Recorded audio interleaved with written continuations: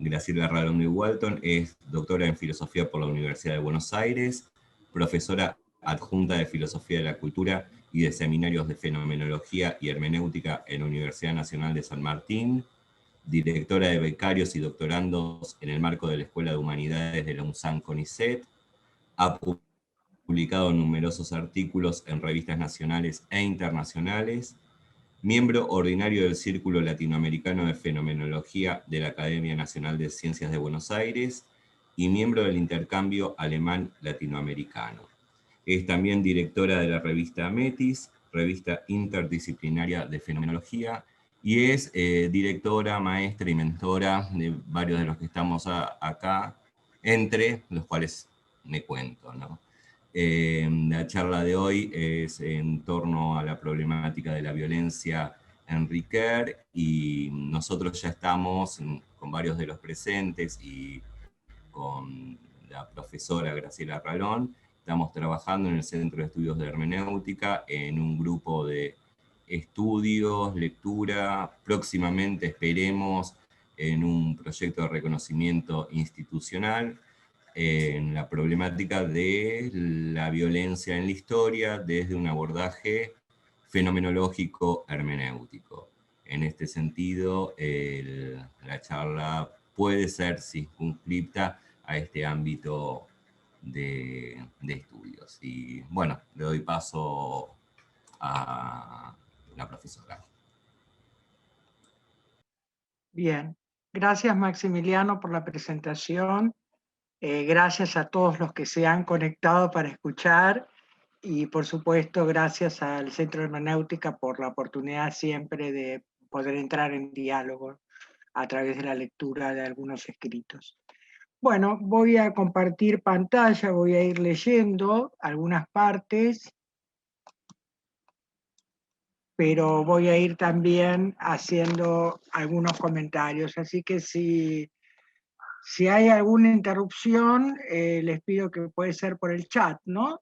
O si alguien levanta el micrófono también. Bueno, eso Laura o Carlos lo ven ustedes, ¿no? Bien, ante todo voy a aclarar que en realidad esta conferencia es la continuación, no sé si exactamente la palabra es continuación, pero tiene ya un antecedente, más o menos unos 5 o 6 años, de otra decía un artículo titulado La posibilidad de la no violencia y el carácter trágico de la acción histórica. En ese momento me ocupé del tema en relación a la estimulante frase de Riquer, quien decía que el libro de Merleau-Ponty, Humanismo y Terror, es un libro muy estimulante.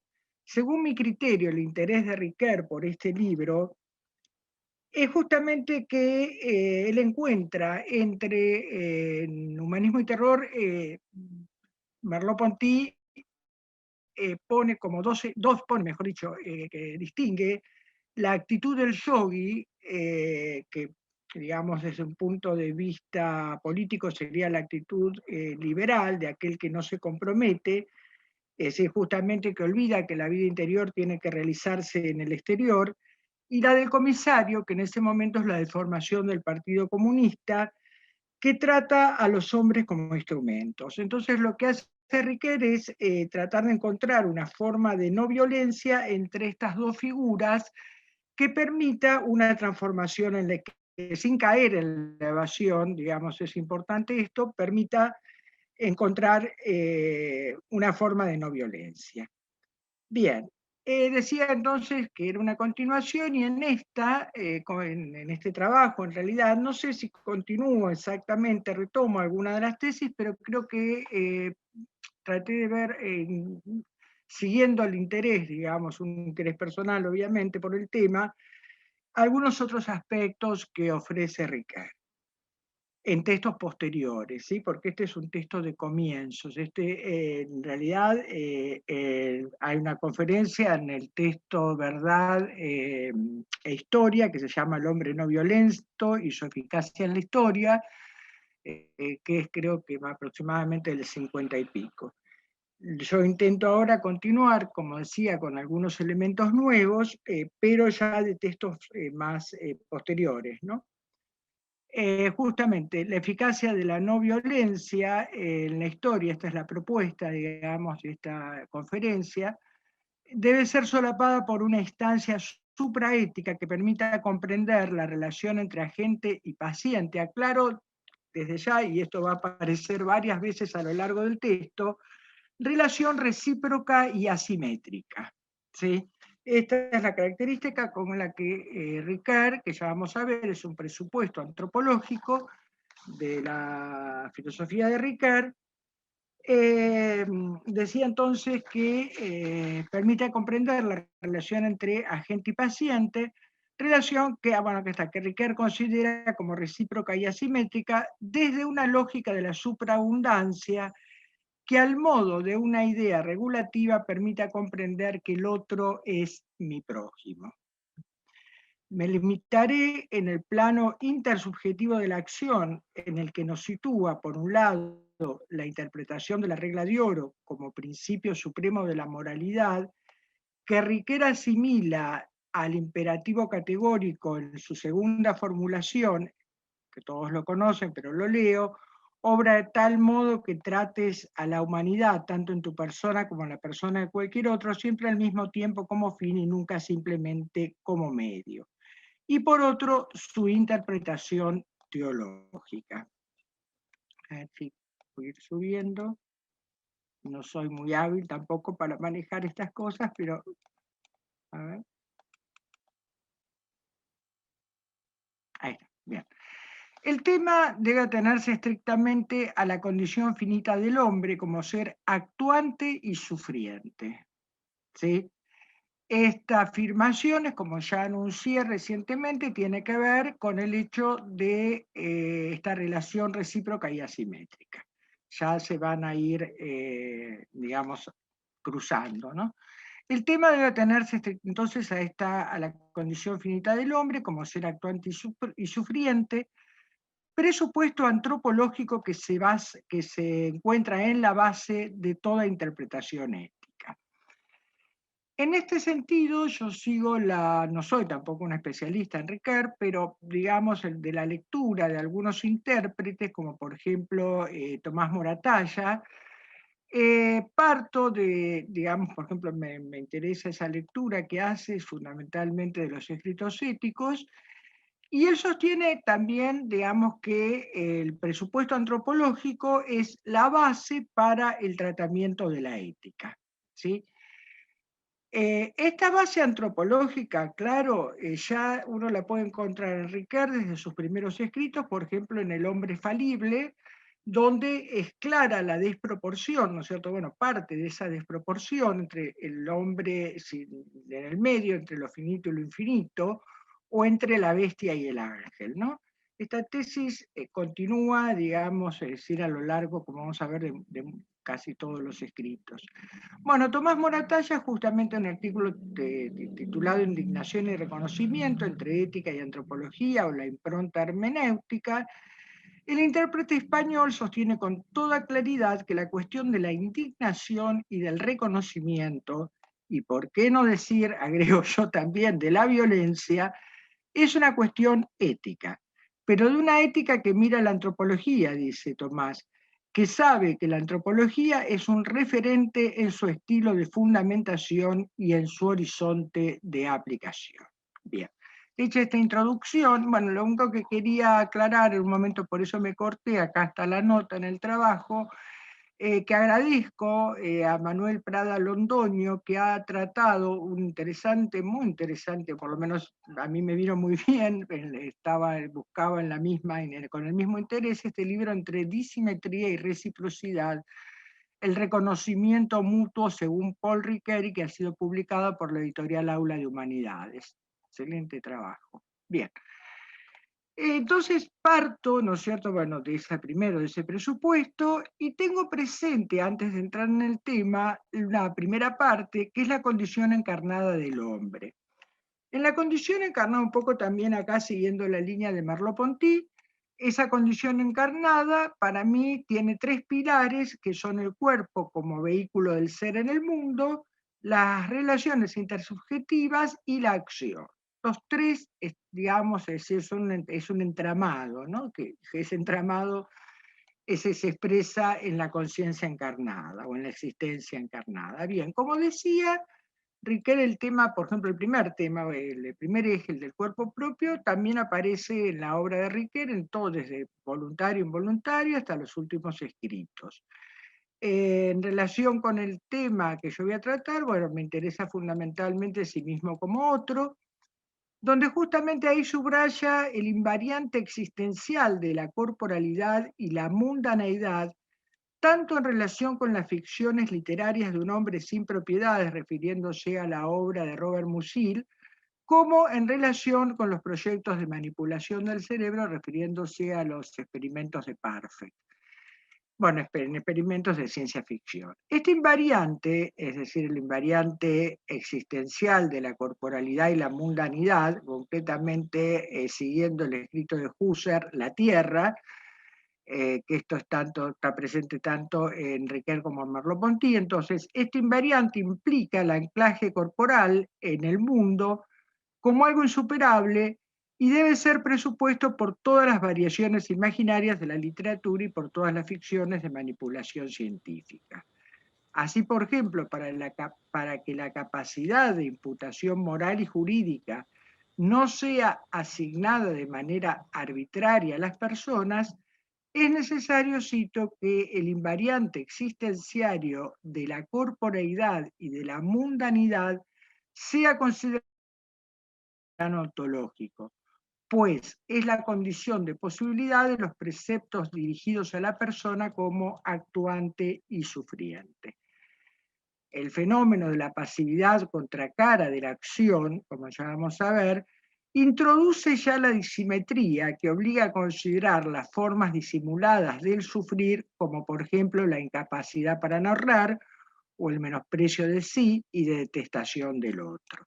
Leo a Riquet. Así, la pasividad que resulta de la metacategoría del cuerpo propio coincide con la pasividad que proviene del otro.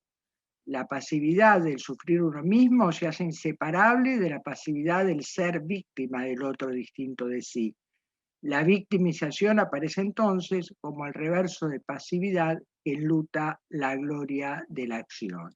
Creo que esta cita es muy clara respecto de lo que decía anteriormente, que no se puede considerar la acción sin su doble, sin su reverso, que es el padecer. Y es lo que justamente crea la desimetría. Paso al segundo eje, el de las relaciones intersubjetivas. A modo de prolegómeno, el texto es un poco largo, pero a mí me gusta mucho y lo voy a leer y creo que vale la pena. Considero que el siguiente texto de Merleau-Ponty es lo suficientemente elocuente para iniciar la temática, sobre todo de la intersubjetividad y la acción, ¿no? Dice lo mismo, dice Merleau-Ponty, lo mismo que en el amor, en el afecto, en la amistad, no tenemos frente a nosotros conciencias cuya individualidad absoluta pudiésemos respetar a cada instante, sino seres calificados, mi hijo, mi esposo, mi amigo, que arrastramos con nosotros en proyectos comunes, donde reciben como nosotros mismos un papel definido, con poderes y deberes definidos. Del mismo modo, en la historia colectiva, los seres espirituales que arrastran tras sí sus papeles históricos están unidos entre ellos por el hilo de sus acciones. No hay una pluralidad de sujetos, sino una intersubjetividad. Y por eso existe una común medida del mal que se hace a unos y del bien que se obtiene para los otros. Fin de la cita de Merleau-Ponty, que brevemente comento, también Riquet está totalmente, diría, está en la misma línea. Dos cuestiones comunes a ambos filósofos ponen a la luz, en primer lugar, tanto en la historia personal como en la historia colectiva, los hombres no son conciencias puras o yoes desencarnados, más aún, digamos, aprovecho, ¿no? Son seres calificados que arrastran consigo proyectos con poderes y deberes definidos, y por otra parte se vinculan entre sí a través de sus acciones, cuyas consecuencias afectan a unos y a otros. Este punto, que es el tercer eje, creo que todo el resto de la exposición va a versar justamente sobre esto, sobre el tema de las consecuencias de la acción que afectan a unos y a otros, ¿no? En términos de Riquet, bueno, Merleau-Ponty dice, somos lo que hacemos a los otros. En términos de Riquet, obrar mal es siempre dañar a otro directa o indirectamente y por consiguiente hacerlo sufrir en su estructura relacional dialógica. El tercer eje que sostiene la existencia encarnada, acá me centro ya directamente en Riquet, se centra en las capacidades del sí mismo, capacidad de hablar, de iniciar un curso de acontecimientos por la intervención física en el curso de las cosas, capacidad para reunir la historia de una vida en un relato y capacidad para caer bajo el juicio de imputación. En los estudios ya voy entrando ahora sí directamente al tema, ¿no? En los estudios tercer y cuarto, de sí mismo como otro, dedicados a la acción, Riquet ya tiene presente la estrecha relación entre, y esto me parece importante, la teoría ética y la teoría de la acción. Así empieza por reconocer que la acción atañe al hombre que actúa y padece, y esto exige una reflexión tanto sobre el poder de actuar, como decía, como sobre la violencia, comprendida precisamente como la disminución o destrucción de la capacidad de obrar de un sujeto. ¿Sí? Es decir, hasta qué punto es importante el poder de actuar, y después vamos a ver precisamente el poder hacer, que, digamos, la violencia se va a insertar ahí, ¿no? Es decir, va a ser entendida precisamente como una disminución o destrucción de ese poder de actuar. Riquet enfatiza de diferentes maneras los siguientes presupuestos de la acción. Primero, la acción no se limita solo a la interacción, sino que pone en juego una relación asimétrica, como esto lo voy a repetir varias veces, entre lo que uno hace y lo que es hecho a otro, lo que el otro sufre. Desde esta perspectiva, el problema moral se origina por una amenaza de violencia que brota de la situación asimétrica de la interacción. Esta posibilidad radica, según Hannah Arendt, en el hecho de tomar al otro como medio y no como fin. La violencia instrumental está escrita, esto dice la autora, en la estructura misma del actuar. Creo que también es lo que a Riquet le interesa cuando pone el imperativo categórico, la segunda formulación del imperativo kantiano, es decir, que toma al otro como fin y no como medio, justamente también está en la misma línea. Bueno, este sería un primer rasgo. Un segundo rasgo, las consecuencias de la acción son impredecibles. Con su acción el hombre puede producir consecuencias distintas de las que se propone. Según Hannah Arendt, esta falta de predicción no es, cito a la autora, una cuestión de incapacidad para predecir todas las lógicas consecuencias de un acto particular, sino que deriva directamente de la historia que como resultado de la acción comienza y se establece tan pronto como pasa el fugaz momento del acto. Fin de la cita. Es importante aclarar que nuestra praxis nunca logra todo lo que ella se propone, pues a veces, dice Merleau-Ponty, la ironía de la suerte nos hace hacer lo contrario de lo que pensábamos hacer, lo cual significa, por una parte, que nuestras capacidades son limitadas, y por el lado de los efectos en el mundo, las intenciones que orientan la acción a realizarse en el exterior se desnaturalizan, de manera que los efectos de la acción adquieren en cierto sentido vida propia y producen más de lo que hubiésemos imaginado, ampliando el efecto de nuestras propias acciones. Riquet reconoce expresamente, esto es interesante, aunque no va a ser en este trabajo desarrollado, lo desarrollé en el trabajo anterior, pero es importante porque esto tiene que ver con lo que Riquet señala como lo trágico de la acción. Es llamativo, bueno, ya lo adelanto, en sí mismo como otro, el estudio séptimo, octavo y noveno constituyen una pequeña ética, Y antes de iniciar el estudio noveno, donde aparecen justamente digamos, los temas conflictivos, ¿no? Donde Riquer tiene que donde Riquer y creo que digamos todos tenemos que apelar a la sabiduría práctica.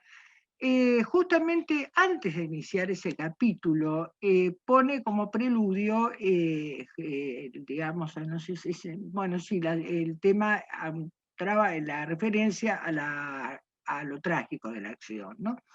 Leo. La sabiduría trágica exige el reconocimiento del carácter ineluctable del conflicto en la vida moral. Por ese motivo, uno de los rasgos centrales para una hermenéutica de la exeidad en el ámbito del obrar es el denominado fondo agónico de la prueba humana, es decir, el carácter invencible del conflicto en las opacidades de la existencia. Bien. Esta fue la primera parte donde fundamentalmente entonces traté de mostrar los tres pilares en los que voy, partiendo siempre de la base de que la violencia se produce en el mundo, ¿no? Es decir, en nuestras relaciones concretas y afectan tanto al cuerpo propio como a los otros y a las instituciones, como digamos, voy a ver, no tampoco va a ser el tema específico, pero sí, digamos, es decir, voy a hacer algunas referencias. Paso entonces a la segunda parte, que es la disimetría de la acción, lo que ya venía anunciando, me olvidé de poner el cronómetro, la disimetría de la acción como germen de la violencia. Y acá hay dos partes, una que es el sí mismo como sujeto de imputación, y la segunda es la interpretación de la regla de oro y su correctivo cristiano. Primera parte. Una fenomenología del hombre capaz debe aislar la capacidad que se expresa en la imputabilidad, para lo cual es imprescindible tener presente la diferencia entre adscribir e imputar. Esta es una diferencia central que hace Ricard, ¿no? Utiliza el término adscripción primero, ¿no? La primera diferencia es que utiliza el término adscripción para distinguir la relación de la acción a su agente de la atribución de un predicado a un sujeto lógico. Es decir, el tema de la acción en el sí mismo como otro aparece en el estudio tercero, pero en los dos primeros estudios ya había hablado sobre el tema del lenguaje. Entonces, justamente está haciendo esa distinción respecto, bueno, en este caso tomamos la acción como la capacidad de producir un efecto en el mundo y se separa simplemente de la atribución, ¿no es cierto?, de un predicado a un sujeto lógico. Por otra parte, mientras que la imputación está ligada a lo moral, y esto es lo que a nosotros nos interesa en realidad, ya que supone una incriminación y en consecuencia la posibilidad de juzgar a alguien culpable o no, la adscripción no posee coloración moral y solo le atribuye a la gente la capacidad para producir cambios en el curso de las cosas. Con la imputación se añade a la adscripción la idea de poder cargar con las consecuencias de los actos. Esto es la idea de que el sujeto es responsable de los actos hasta el punto de que ellos le pueden ser imputados. Hay un trabajo de Riquer que está en Lo Justo 2, que justamente es autonomía y vulnerabilidad, que la verdad que lo recomiendo enfáticamente, porque justamente ahí, digamos, bueno, muchos de los temas está resumido, ¿no? Son interesantes esos trabajos cortos de Riquer, los 3 tomos de Lo Justo, ¿no? Porque aparecen resumidas muchas de las cuestiones que ha tratado en obras mayores. En este caso, justamente vuelve sobre el tema de las capacidades del sí mismo y fundamentalmente sobre la imputación y subraya este elemento, ¿no? Es decir, el elemento que con la imputación lo que se pone en juego es la responsabilidad. Es decir, el poder imputarle a alguien los actos y que, digamos, y las dos cosas, ¿no? Y el ser responsable, es decir, tomar, digamos, hacerse cargo, en una palabra, es decir, de las consecuencias de los actos, incluidos los actos que producen un daño a otros, perdón. La imputabilidad es, cito el texto de Riquer, la adscripción de la acción a su agente bajo la condición de los predicados éticos y morales que califican la acción como buena, justa, conforme al deber, hecha por deber, y finalmente como siendo la más sabia en el caso de las situaciones conflictivas. ¿Sí? Es decir, como toda definición es ideal, ¿no? Es decir, es perfecta para mí. Después vienen las cuestiones, vienen otras cuestiones, ¿no? La posibilidad de efectivización o de realización concretamente. Realizada esta distinción, es importante tener presente que en sí mismo como otro, la dimensión ética de la ipseidad es analizada a través de las figuras de la estima de sí, el respeto de sí mismo y la convicción. Estas tres figuras responden a la intencionalidad de la vida ética que el autor formula en los siguientes términos, y que muchos deben conocer, ¿no? Es decir, llamamos intencionalidad ética la intencionalidad de la vida buena con y para otro en instituciones justas. Acá aparecen los tres términos de la ética que Riquer considera que son, digamos, es decir, el sí mismo, el otro y la institución. Ya volveré también sobre ese tema. Con la finalidad de dramatizar la asimetría y la desigualdad inicial por la cual el otro es potencialmente la víctima de mi acción, me centraré en el segundo momento, el respeto de sí. El paso de la solicitud a la norma está ligado a una disimetría de base en la que, dice Riquer, se insertan todas las desviaciones maléficas de la interacción, comenzando por la simple influencia que alguien tiene sobre otro, hasta terminar en la posibilidad del asesinato. En este caso extremo de la desviación, la norma de reciprocidad se despega del impulso de la solicitud y se concentra en la prohibición del asesinato, no matarás. En virtud de ello, el itinerario que va de la solicitud a la prohibición del asesinato agudiza el de la violencia a través de las figuras de la no reciprocidad, la interacción, que afecta particularmente al poder de actuar y que obliga a completar el análisis del obrar por el análisis del padecer. La acción es hecha por alguien y sufrida por otro. Lo interesante, digamos, yo no lo había descubierto en mis primeras lecturas hace años de sí mismo como otro, pero lo interesante es justamente que al moverse en esta dialéctica de actuar, padecer, y al considerar las desviaciones y las infracciones que con el actuar uno puede, digamos, consciente o inconscientemente producir en los demás, lo interesante es que lo que hay que, decía, lo que hay que considerar es, junto con las capacidades del sí mismo, la no capacidad, ¿sí? Justamente vamos a ver cómo cada, digamos, es decir, hay un doblete. Poder hablar es también no poder hablar, no poder decir. Y esto forma parte del sufrir. Y quizás Riquer es donde más peso pone, ¿sí? En el poder decir. Incluso en algunos textos como este que señalaba de la autonomía y vulnerabilidad, el poder decir hasta tiene que llegar a tener un carácter pedagógico, es decir, tanto para la víctima, es decir, como para para, digamos, es decir, que para quien ha sufrido, digamos, es decir, la violencia, un caso de violencia, ¿no? Es decir, en última instancia, frente a lo que vamos a ver finalmente, la venganza, por ejemplo, debemos aprender, porque debemos aprender que la violencia en última instancia, si hay una resolución para mí, leyendo, estoy adelantando cuestiones, ¿no? Se resuelve en la palabra.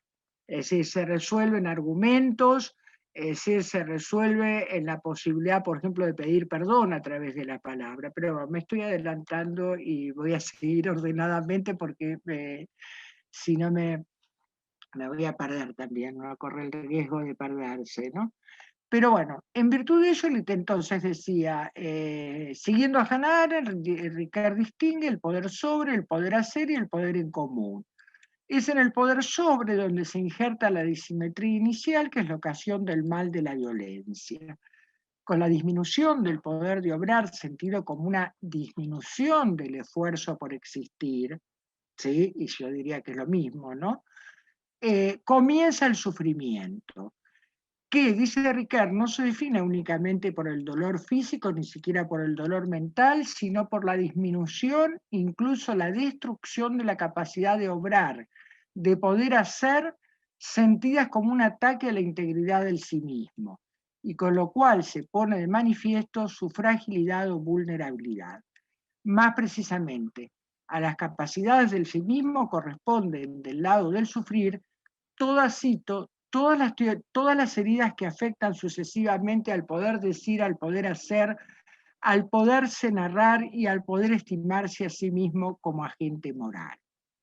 En una conferencia titulada, y la recomiendo, en todo caso puedo pasar después, no sé pasar los links de los textos, pero la puedo hacer llegar, titulada, justamente traducida y publicada por Tomás Moratella, titulada El sufrimiento no es dolor, ¿sí? Riquet esboza una hermenéutica del sufrimiento a través de tres ejes, que un poco es lo que también orienta mi interés, digamos, en la exposición, ¿no?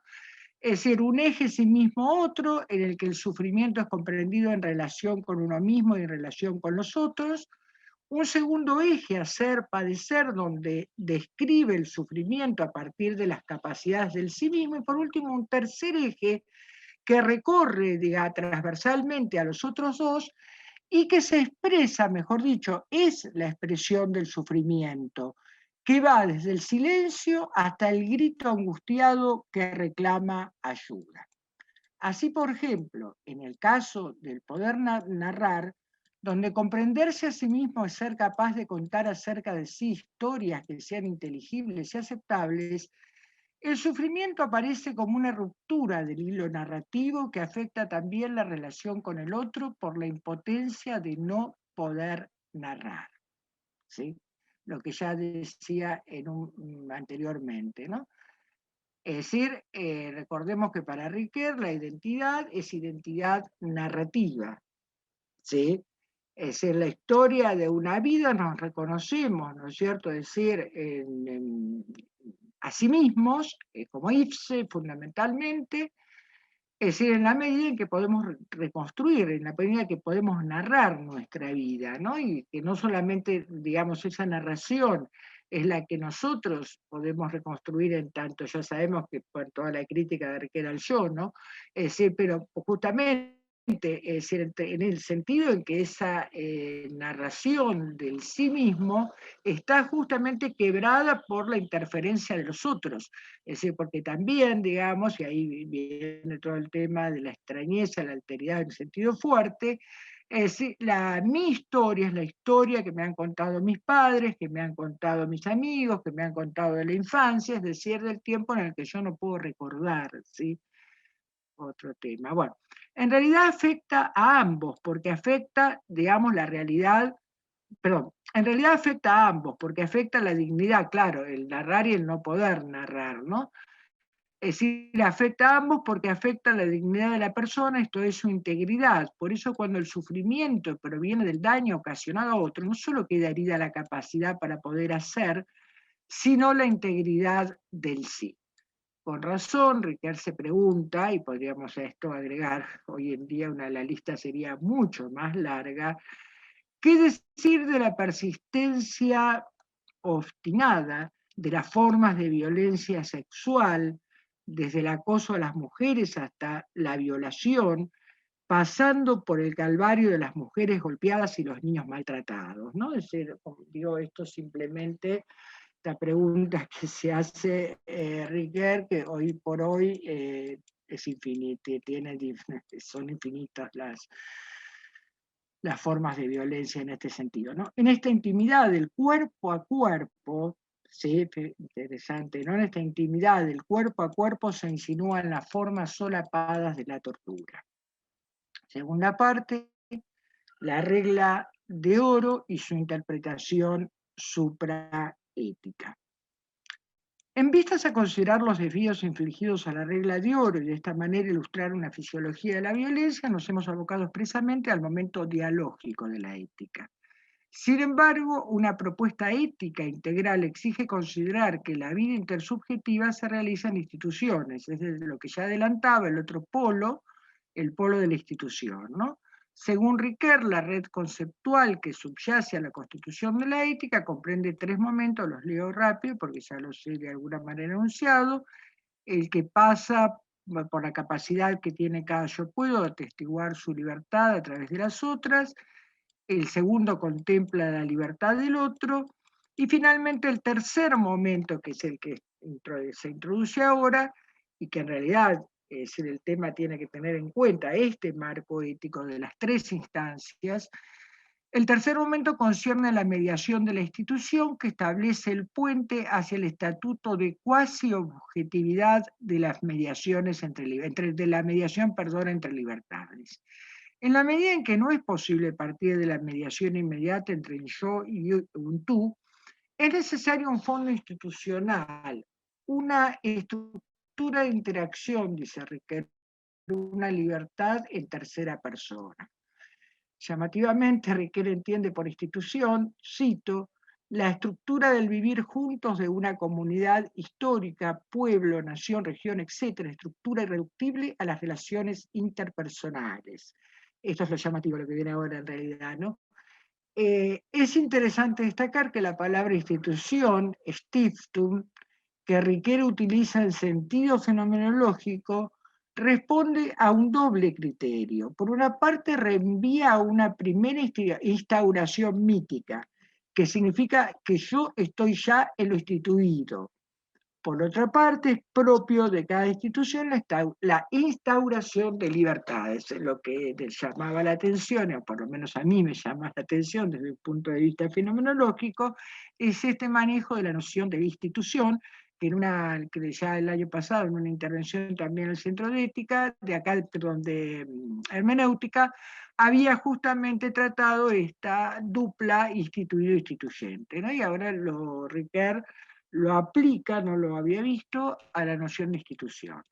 Dice, existe el instituido instituyente, que es la mediación ética, y a partir de ella pueden ser introducidas nociones como las de imperativo o ley.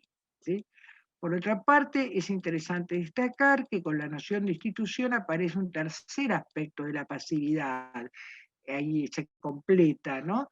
Nosotros habíamos visto al comienzo en sí mismo como otro, que la pasividad en realidad en sí mismo como otro es un trípode, porque el tercer palo ¿sí? de esa pasividad es la conciencia de sí en el sentido del Gewissen, ¿sí? No en el sentido de Bewusstsein, ¿sí? Sino conciencia moral. Pero acá está lo que me parece a mí, por lo menos lo que a mí me interesa, es decir, que aparece una tercera también forma de pasividad, que es la pasividad de la institución.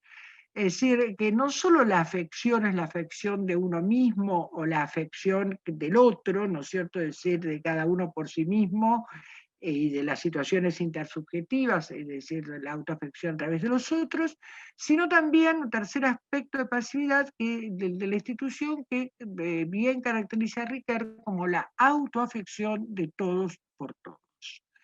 Bien, hecho este comentario, continúo. En relación a instituciones es importante señalar que nacemos en instituciones, en sociedades donde ya hay normas y leyes, imperativos y prohibiciones. Podemos cambiarlas, pero no podemos partir de cero. Este es el elemento, ¿no es cierto?, de la bien fenomenológico de lo instituido, no lo sedimentado. Así, para tratar el tema de la reciprocidad, Riquet parte de algunas normas paradigmáticas, reconocidas y asumidas por la mayor parte de las personas, y retrocede desde ellas hasta la fuente de la obligación, es decir, hasta la máxima superior. De estas normas forma parte la regla de oro, tal como la encontramos en Gillet. No hagas a tu prójimo lo que detestarías que te fuese hecho. Se puede leer una fórmula similar en el Sermón de la Montaña. Y lo que querráis que os hagan los hombres, hacedlo vosotros igualmente. En un caso la fórmula es negativa, en el otro positiva. pero de hecho son equivalentes. Prohibir una acción de cierto tipo y recomendar una de tipo contrario es lo mismo. En un trabajo titulado Entre filosofía y teología, la regla de oro en cuestión, Riquet comenta que la regla, considerada desde el punto de vista filosófico, es el principio supremo de la moralidad, que debe tener en cuenta, como ya también dije, los rasgos de la acción. Acá lo que se agrega en realidad es un tercer rasgo que, no, que ya estaba presente, obviamente, pero que yo todavía no había comentado. Es decir, bueno, el primer rasgo tiene que ver, como ya señalamos, con esta disimetría, ¿no?, que se da en la interacción. Un segundo rasgo que implica que este es el rasgo nuevo, en realidad, implica la consideración de las instituciones y se refiere al hecho de que la libertad solo es posible si se pueden adquirir ciertos bienes fundamentales. Por lo cual, a la vulnerabilidad de la acción se une la fragilidad con respecto a la obtención de esos bienes. La regla de oro, que enuncia lo que cada uno desearía o detestaría que le fuera hecho, atañe a ambas cuestiones. Sin embargo, uno puede preguntarse si basta con la reciprocidad. Es decir, acá la verdad que el uno puede preguntarse, tengo que confesar, que se lo pregunta a Riquet y que yo me lo pregunto dubitativamente, ¿sí?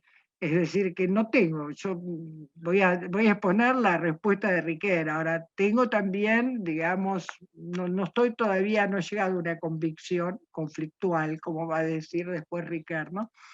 Bueno, sin embargo, uno puede preguntarse si basta con la reciprocidad para superar el factor de disimetría que subyace a la regla de oro y que conlleva la amenaza de la violencia.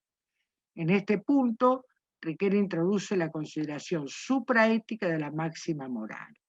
Así se pregunta: ¿acaso no hay que oponer a la lógica de la equivalencia, que encuentra su perfecta expresión en la regla de oro, la lógica de la supraabundancia o sobreabundancia, que parece fluir directamente de la economía religiosa de la donación? Según Riquet, dos tipos de argumentos permiten rever la regla de oro. Uno se apoya en el parentesco conceptual que conecta la regla de oro con la regla de venganza, expuesta en el ius talionis, ojo por ojo, diente por diente. Es decir, hay entre la venganza y la regla de oro, es decir, hay algo a favor de la regla de oro, obviamente, ¿no? Es decir, la venganza está formulada de esa manera, responde totalmente a una medida, ¿no? Es decir, a la equivalencia. La regla de oro también, digamos, es decir, introduce una reciprocidad, una equivalencia, pero, digamos, observa que hay una mejora en el sentido de que la reciprocidad se anticipa a lo meramente reactivo y se dirige a intenciones y disposiciones. Pero igual sigue, como decía, presente la equivalencia. Para Riquet, la posibilidad de ir más allá de la equivalencia reside en el precepto que prescribe amar a los enemigos, expresión genuina de la economía del don y de la sobreabundancia. Resulta, pues, que el principal argumento correctivo de la primacía ética de la regla de oro es exegética. Acentúo el correctivo porque en realidad este mandamiento, este precepto de amar a los enemigos no reemplaza la regla de oro y tampoco Riquet pretende que coincidan, ¿no? Es decir, por eso él habla de un plus, sobreabundancia, es otro tipo de lógica, la lógica de la sobreabundancia.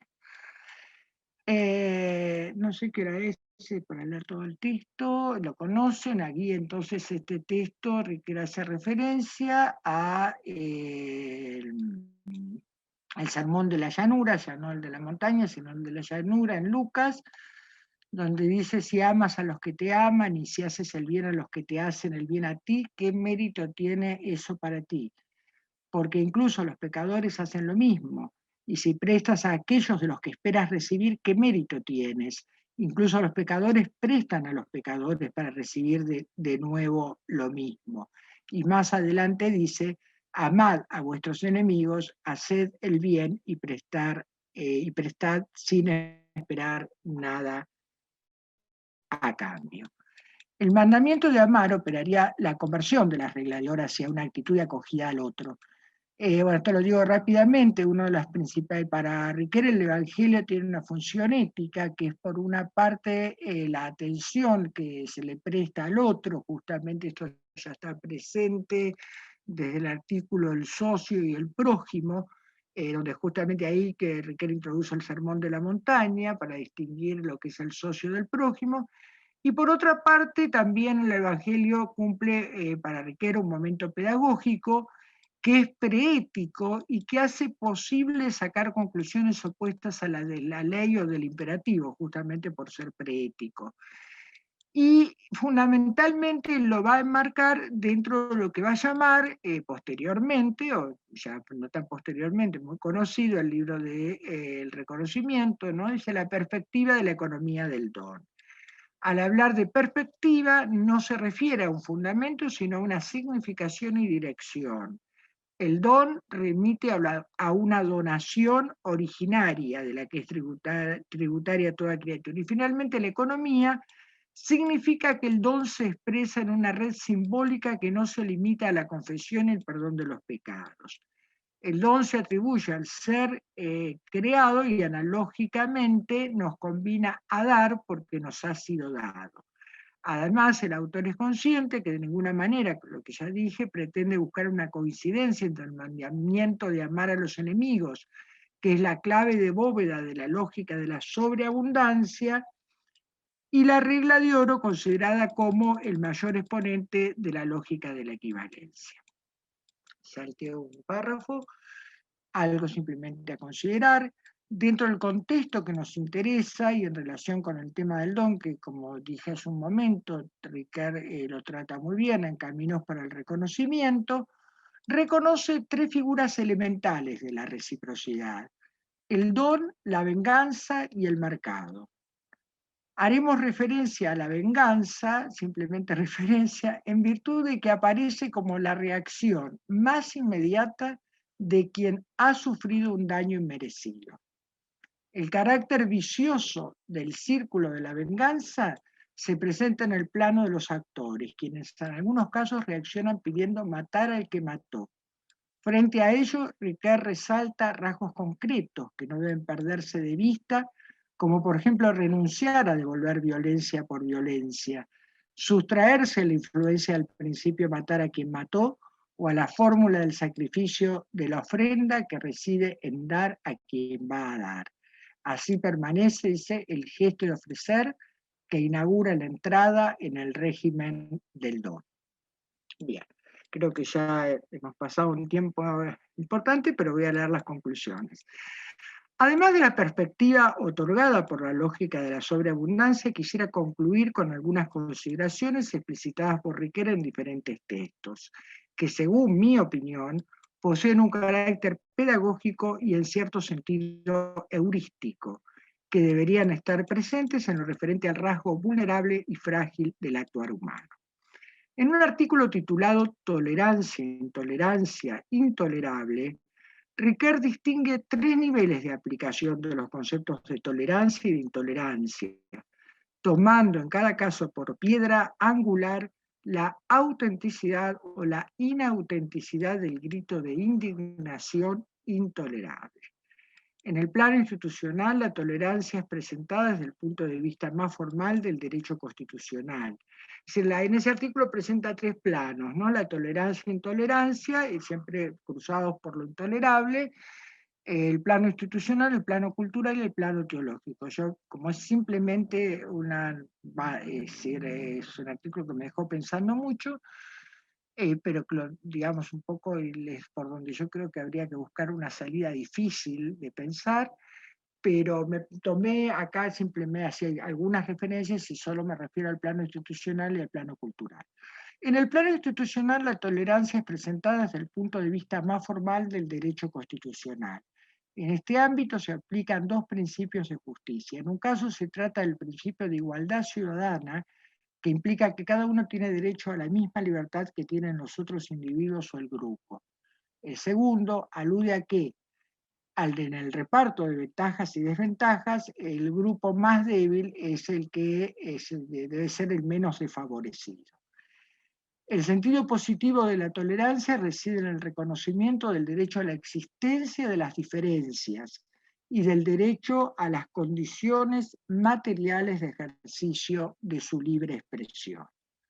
En este sentido, la justicia tiene una función correctiva respecto de los abusos cometidos por la usurpación de la libertad del otro.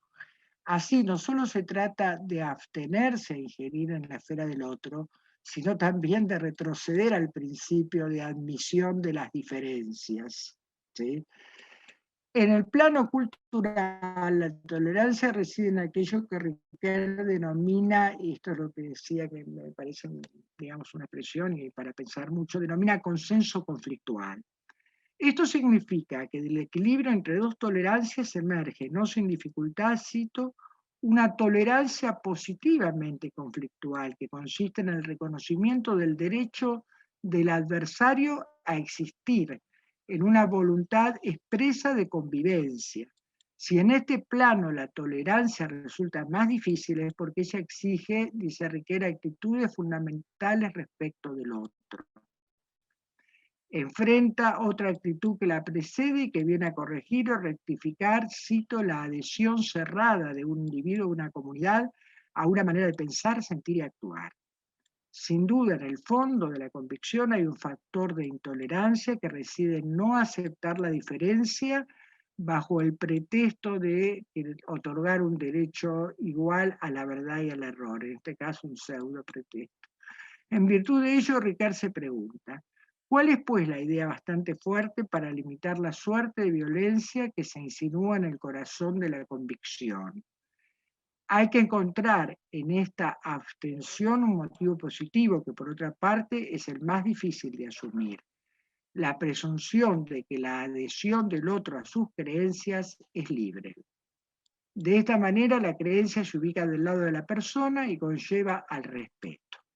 Finalmente, lo intolerable es lo que no debe ser incluido en el pacto del consenso conflictual, sobre el cual reposa el equilibrio del vivir juntos. En cada individuo, comunidad o colectividad existe lo intolerable.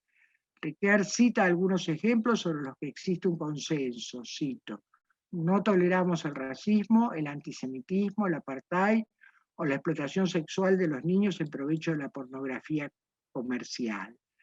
Riquet lo llama lo abyecto, lo que no merece ser tolerado.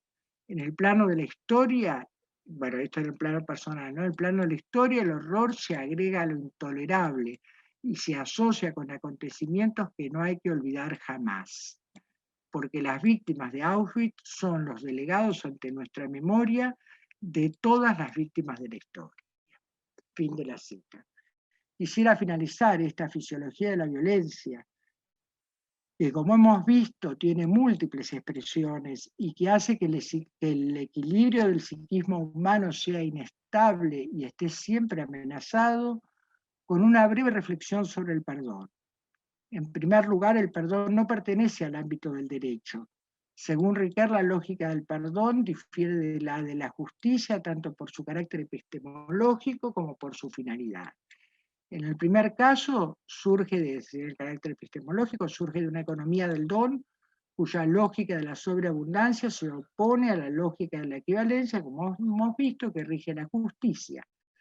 Desde este punto de vista, su valor no solo es suprajudicial, sino supraético. Para comprenderlo desde el punto de vista de su finalidad, es preciso decir quién puede ejercerlo. En términos absolutos es la víctima, y en este sentido nunca es debido, sino pedido, y puede ser legítimamente rechazado por ella. Por eso se debe encontrar lo imperdonable, es decir, la deuda infinita, el mal irreparable. Ahora bien, aunque el perdón no sea debido, no carece de finalidad. Su proyecto no es olvidar, sino cancelar la deuda. Riquet expresa que el perdón es una suerte de curación de la memoria. el logro de su duelo. Liberada del peso de la deuda, la memoria es liberada para grandes proyectos. Bueno, gracias. Ahí terminamos. Muchas gracias, Graciela. Realmente, sí, como Maxi ya aplaude tal cual, aplausos. Si te parece, abrimos entonces la ronda de preguntas, de comentarios. Ahí está. Y como decimos siempre, pueden anotarse en el chat para ir por orden. No significa que tengan que escribir la pregunta, es decir, la compartimos también en viva voz, lo que quieran preguntar.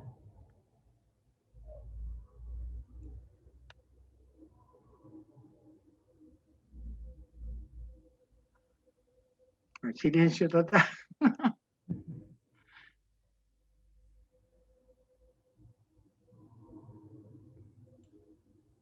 Bueno, hasta que se van anotando,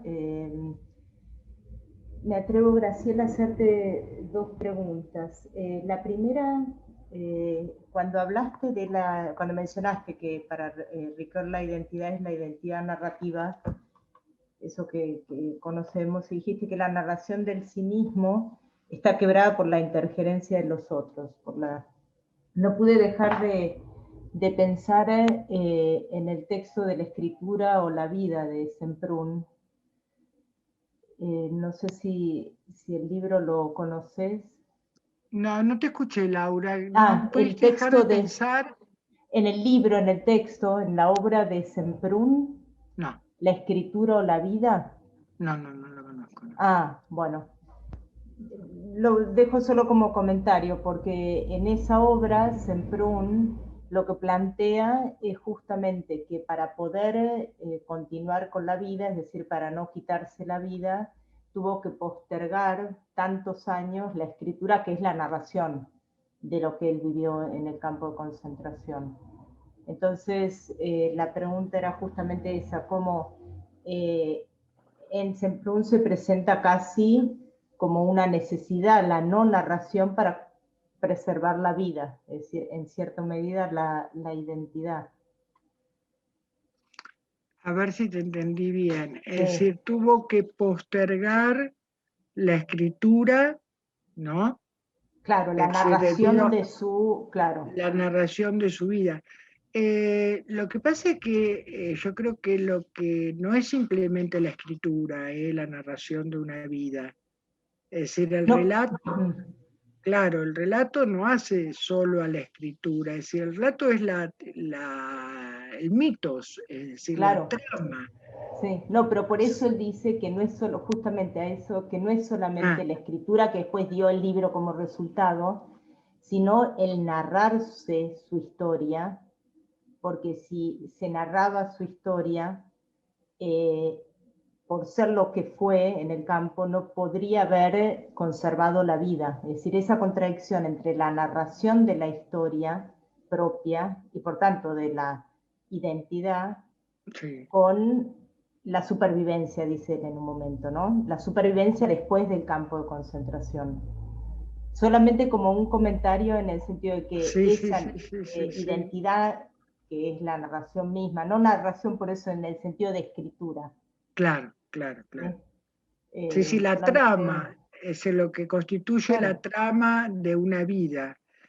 Pero lo que de todas formas sería interesante ver el libro, ¿no? En tu comentario, porque esa trama de la vida, digamos, a ver, se va haciendo de todos los acontecimientos, y aún aquellos que tuvo que postergó. Es decir, eso es lo que porque yo puedo postergar en virtud de, bueno, no sé, de actos de preferencia, de postergación en términos de Scheller, o de, bueno, en este caso más que no es una decisión voluntaria, ¿no? Es decir, es una necesidad de vivir.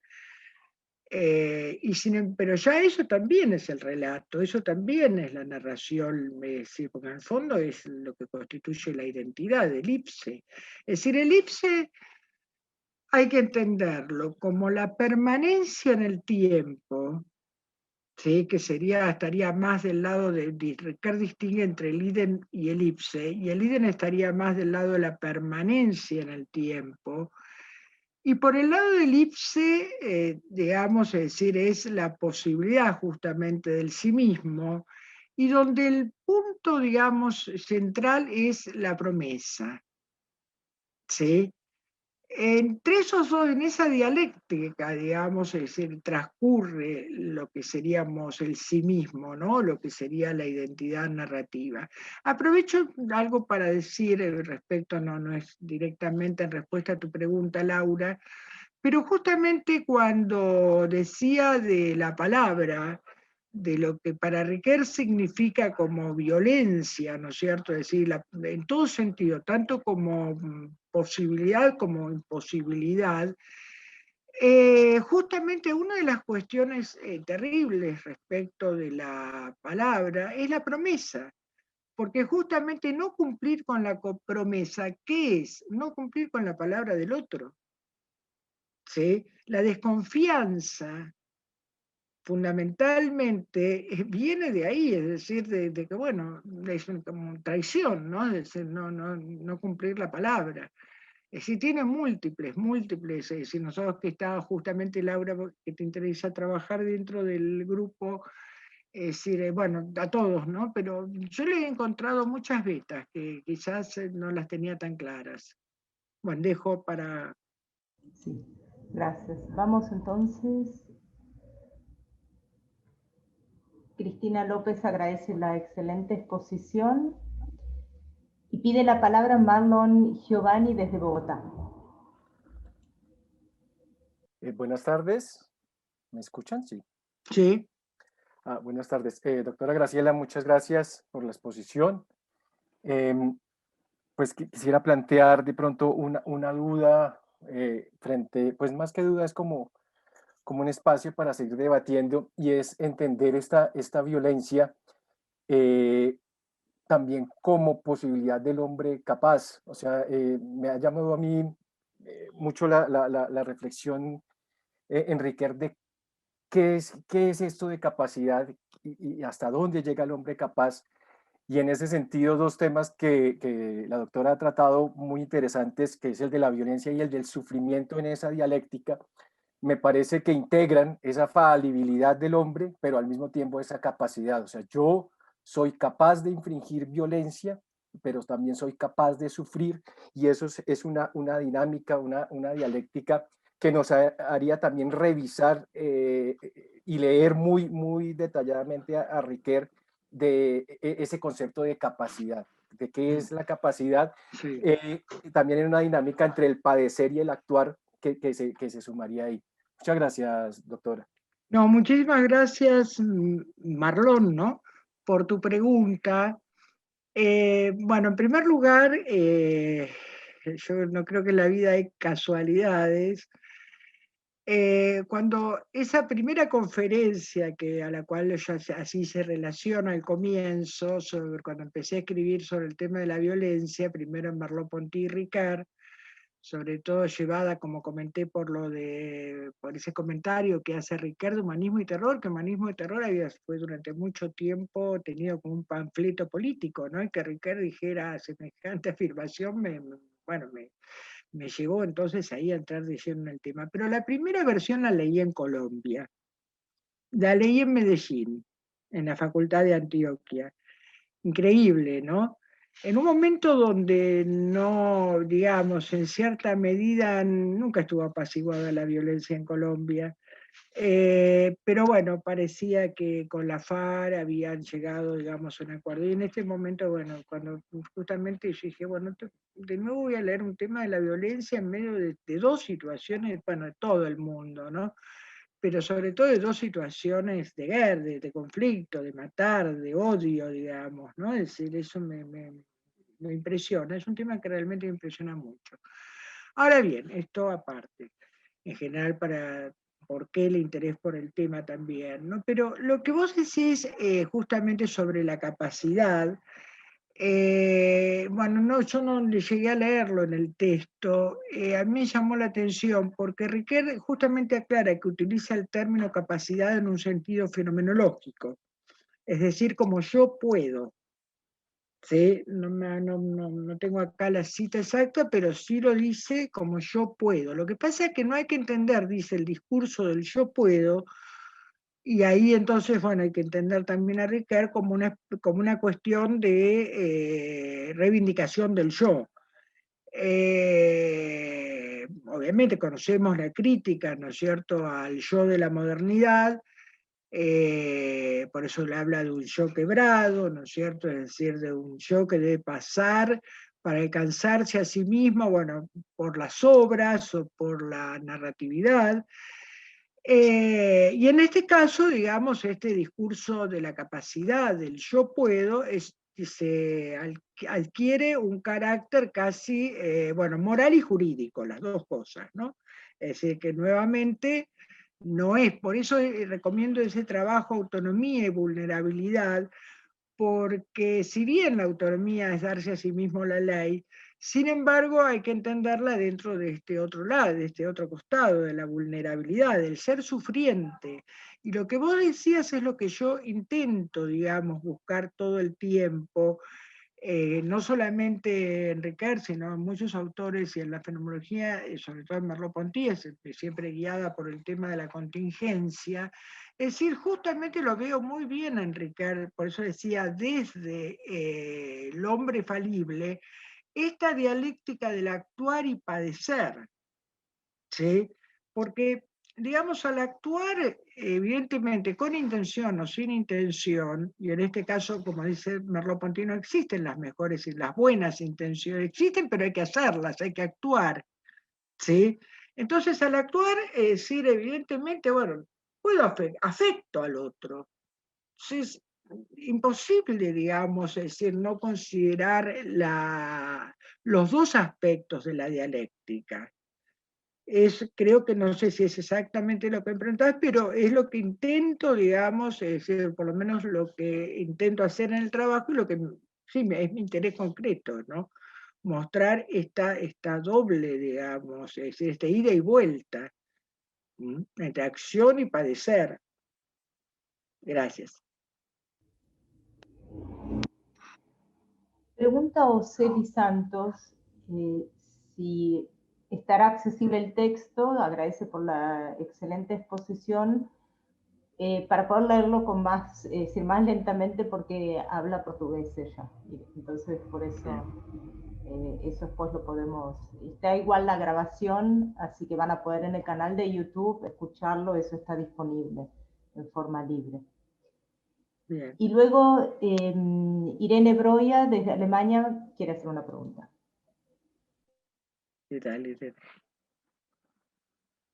Decirle que saque la...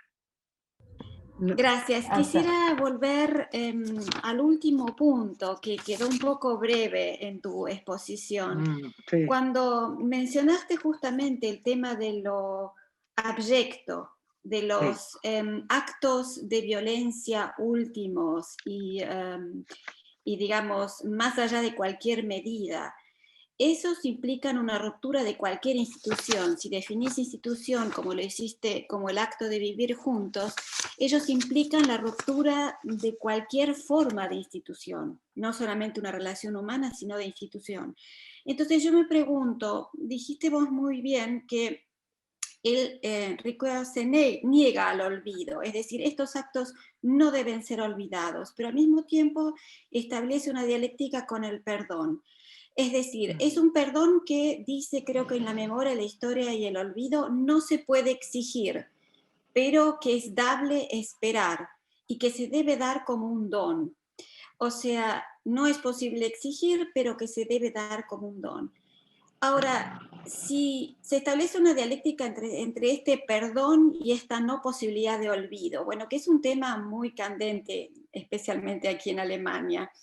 Y yo siempre me pregunto, ¿hasta dónde, digamos, eso implica una imposibilidad de ¿cómo te podría decir? Si hay de por sí una imposibilidad de perdonar en el sentido completo del término, porque perdonar implica establecer las bases para una nueva relación y no volver a recriminaciones. Y yo creo que eso es lo que no se está dando. El perdón debería ser un don, ¿no es cierto? Algo que no se debe esperar, pero que se debe dar sin que se espere. ¿Y cómo evitar el mecanismo de intercambio nuevamente? Es decir, tú me perdonas, entonces yo de por sí estoy nuevamente en deuda contigo. O sea, es un tema que me interesa, realmente no tengo respuestas, pero me interesaría conocer tu reflexión. Gracias. Gracias, Irene, por las preguntas realmente muy bien pensadas. Me hacen, digamos, no voy a dar una respuesta definitiva porque yo también tengo las mismas inquietudes que vos, ¿no? Es decir, cuando lo aclaré, cuando dije así, digamos, uno se pregunta si digamos, la respuesta de Riquet por la sobreabundancia, es decir, es porque también tengo ciertas dificultades, ¿no? Fundamentalmente hay dos cosas que me parece, por lo menos en lo que vos me preguntabas y que yo veo, ¿no?, en la lectura. Por un lado, el perdón tiene que ver con olvidar, ¿sí? Creo que lo decías en el texto de Ricard, ¿no? Ahora, olvidar es relativo, ¿no? Es decir, porque sí, para poder, digamos, el perdón tiene que olvidar la deuda, ¿sí? Pero si olvido, hay diferentes tipos de olvido. Este es otro trabajo de Ricard interesante. A ver, déjame pensar. Tiene, ¿cómo se llama el texto? Sobre el pasado y tiene una serie, te lo puedo pasar después, Irene, ese trabajo. Hay una serie de trabajos donde justamente hay dos que están relacionados con el libro mayor de él, ¿no? Y que habla justamente de la memoria y del perdón, ¿no? Respecto del olvido, como decía, un poco en relación con lo que vos preguntás, para perdonar hay que olvidar, pero lo que pasa es que también hay que tener presente que si hay un olvido total, se olvidan las huellas, ¿sí? Que para Riquet es fundamental. Es decir, sobre todo en el tema de la historia, ¿no? Es decir, no puedo olvidar el sentido, a ver, ingenuo, ¿no? Es en el sentido, bueno, los dos, o en un sentido autoritario del olvidar, no, porque la huella justamente es lo que permite reconstruir la historia. ¿Mm? Entonces, no puedo olvidar, como dice él, por las víctimas de Auschwitz, porque en las víctimas de Auschwitz están todas las víctimas de la historia y lo están ahora también, digamos, de diferentes maneras. Entonces, ahí es donde yo veo un problema que no lo sé contestar, digamos, te soy sinceramente, o por lo menos habría que buscar en diferentes tipos, y quizás acá ayude mucho que es lo que hace Ricard, el tema de ir por diferentes tipos de religiones, ¿no? De creencias, un poco la parte esta, ¿no? Me parece interesante. Por el otro lado, Riquet en el reconocimiento, en el libro sobre el reconocimiento, distingue entre lo que es reciprocidad y mutualidad, ¿sí? Es decir, ahí digamos, es decir, la reciprocidad, por ejemplo, que parte de los estudios de Moss, ¿no? Es decir, de las culturas primitivas, la reciprocidad, lo que justamente él no está de acuerdo, es la reciprocidad sujeta a normas, ¿sí? A normas en el sentido, bueno, es obligatorio devolver el regalo, ¿sí? Entonces ahí sí entro en la ley del mercado, ¿no? Es decir, como la ley del toma y daca, digamos. Es decir, no, Bourdieu dice que hay que esperar, hay que tener como una especie de obsequio, doy, pero hay como un tiempo, ¿no? En el que no tengo que devolver.